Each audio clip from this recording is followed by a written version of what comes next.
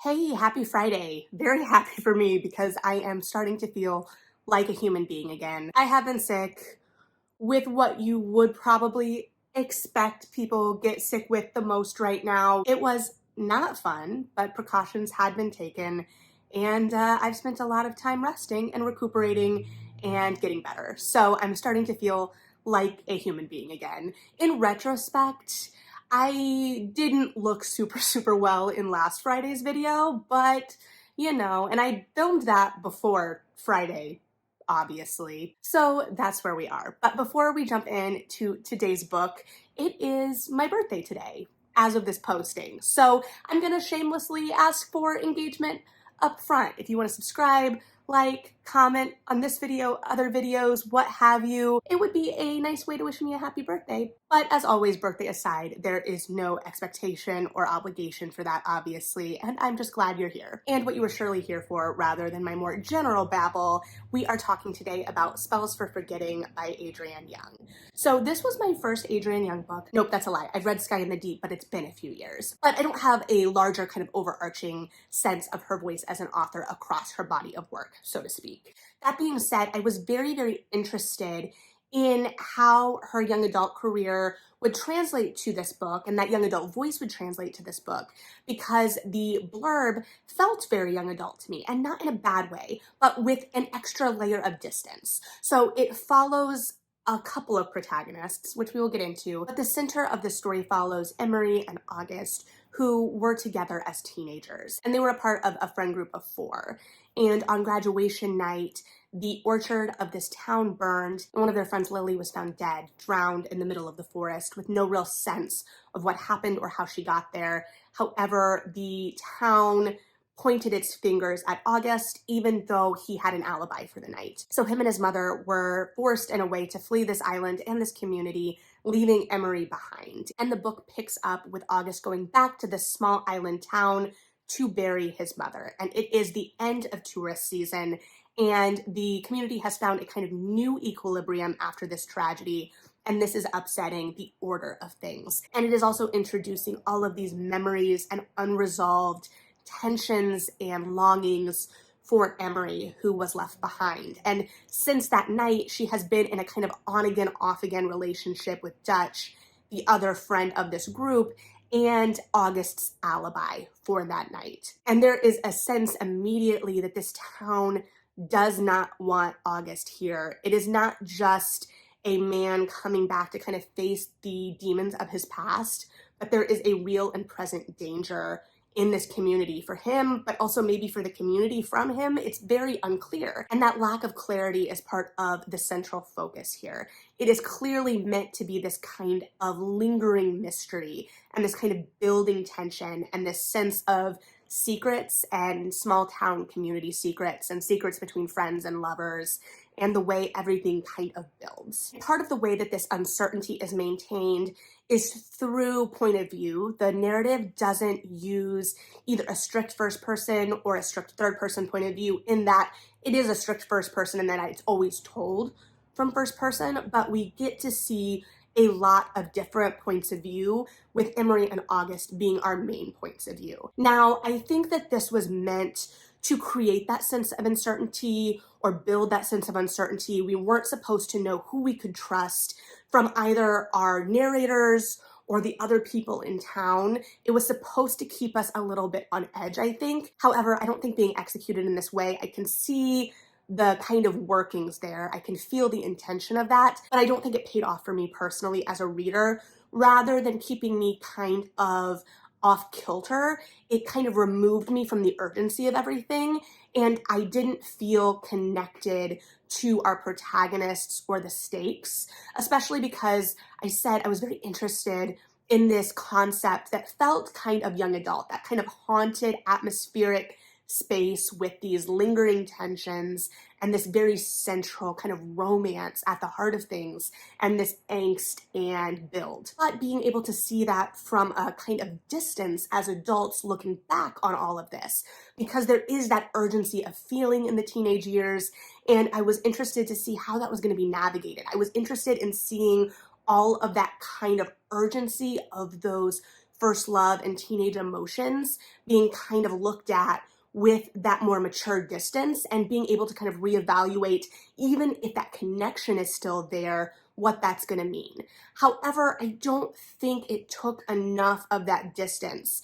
The distance was, I think, supposed to help set those stakes for us, but rather it put me at a little bit of a remove and didn't build that urgency for me that was then compounded by the multiple points of view. So there were some flashbacks, but it didn't really establish that friend group for me super concretely or build that kind of convoluted relationships the way that all of these feelings and the intricate loyalties of the teenage years, I can totally be on board for that. Those complicated feelings and desires and the kind of war between legacy and personal desire and also all of the kind of interpersonal group dynamics that get convoluted very quickly. However, we weren't building those intricacies. So even as the narrative wanted to kind of keep us on the edge of things, it didn't feel like it was really building out those complications very much. Rather, it felt like we were living in that angst and that longing, and we were being told the feelings through that first person point of view a lot, but we weren't really seeing the action of that. And it was a very slow atmospheric piece, which I think is going to work for some people and has worked for a lot of people, because I think I'm definitely in the minority here. And it was something that I was on board for and excited for at first, especially as the beginning kind of set out this idea of magic on the island and this idea that the island calls you back if you escape. This kind of sense of entrapment here. And it's very much kind of portrayed as this dying community in a lot of ways. And so I was interested in that kind of personification of the island that I think was attempted here, but didn't fully succeed. I think a lot of this idea of magic that was established at the beginning wasn't sustained enough throughout for it to feel like a big enough part of things for it to be as central to the resolution as it was. And even as central as it was, it still felt maybe not as central as I was expecting, but I expected the atmosphere to build and complement the danger that was being built within interpersonal dynamics a lot more, I think. So I think that there was just a lot going on and a lot of ideas being explored, and because everything was kind of being thrown around, we didn't really get to centrally focus on any one thing.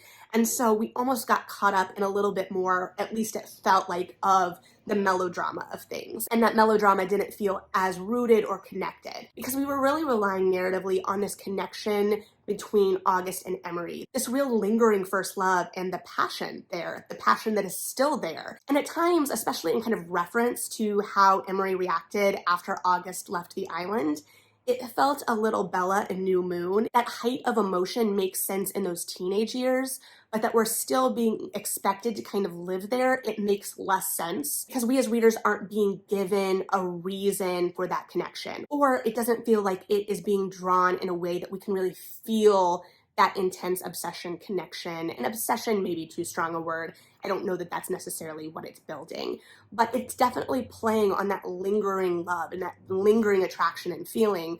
And it's not really built to where we can feel where that attraction even is coming from. And I think that the atmosphere and the magic of the place really could have helped build this and make it a little bit more believable. Because if we're in this environment that is a little bit odd and heightened, I'm a little bit more able and willing as a reader to get over that suspension of disbelief in terms of the height of the emotion at play and how that is driving everything. And as much as the sense of place was, I think, very central to this, I think a lot of the reason this felt a little bit slower was because we were drawing that sense of place.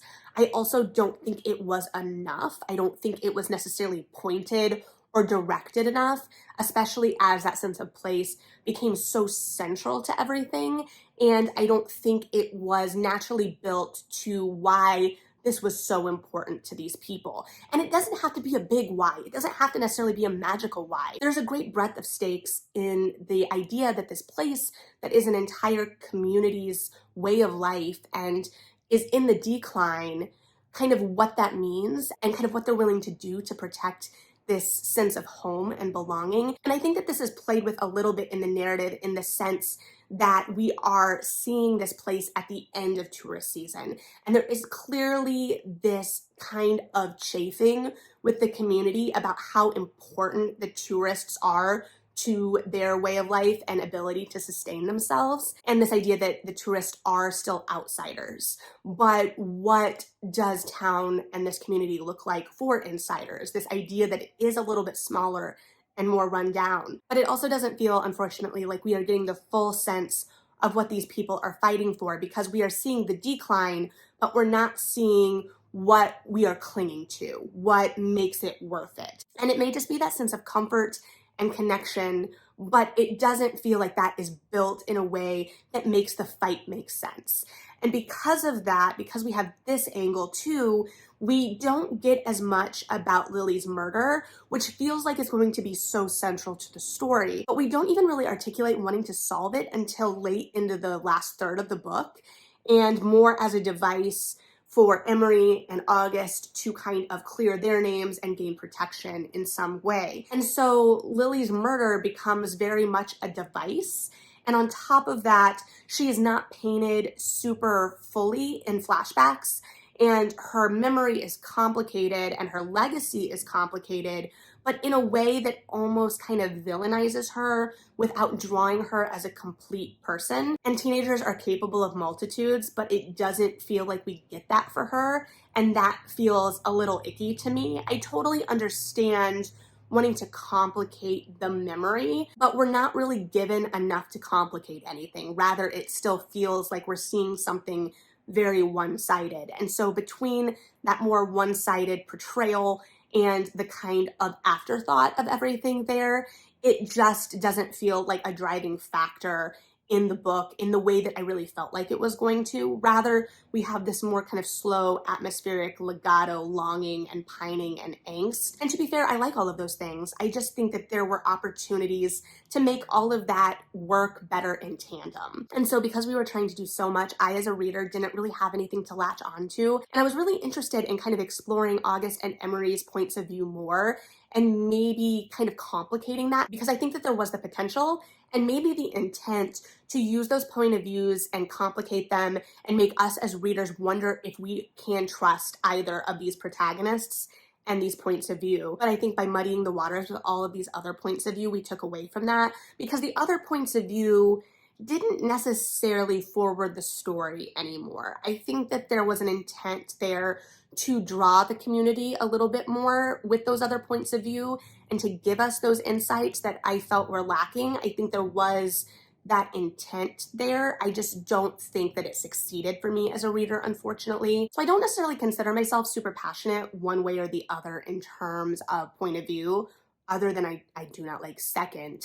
But I just don't know that the first person point of view was as successful here. And as a reader, I personally feel like I'm more likely to encounter the first person point of view in either young adult or romance. And so I think that there was a real intent here to use that form and complicate things further, but I don't think it added enough complication to really overcome some of those humps. And I don't think that the distance of time ended up serving the story. It made me wonder if this had stayed young adult, if the urgency would have been more, if we were looking at these two young people as the town was kind of closing in at that initial kind of investigation point.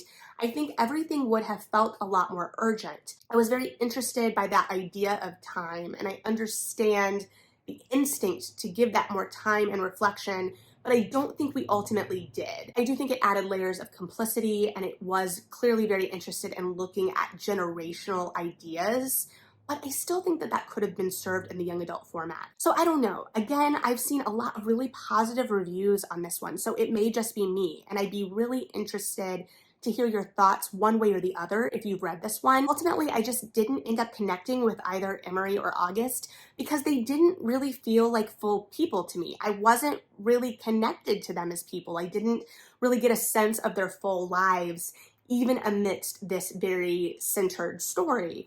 So I just would have liked them to be drawn a little bit more, I think. And I think there was an effort for that in the flashback, but I ultimately don't think the flashback interludes really offered anything to the story in terms of painting those previous dynamics or kind of forwarding more present ideas. They felt more kind of like author exercises as she was kind of brainstorming and figuring out the dynamic of these four friends before. But it didn't feel like any of those scenes offered necessarily anything specific or furthered the story in any more specific way.